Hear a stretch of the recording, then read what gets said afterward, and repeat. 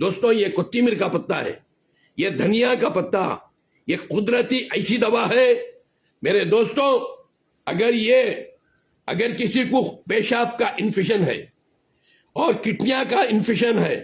کڈنیاں سکڑ گئی، دوستوں پیپل کا پتا اور یہ یا بڑا گھاس اور یہ ڈال کر اسے گلا کر پیتے رہیں گے،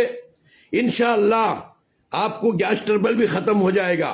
ایسیڈیٹی کی بیماری بھی ختم ہو جائے گی، آپ کے کڈنیاں بھی تازے بن جائیں گے۔ ہمیشہ اسے چائے کی طرح پیتے رہو، چائے سے توبہ کرو، بغیر یہ پیو، چائے کے پتے کے بجائے یہ کوتمیر کا پتا ڈالو، گڑ ڈالو اور ذرا زیرہ اجوان سونف ڈالو، تھوڑا کلونجی میتھی ڈالو،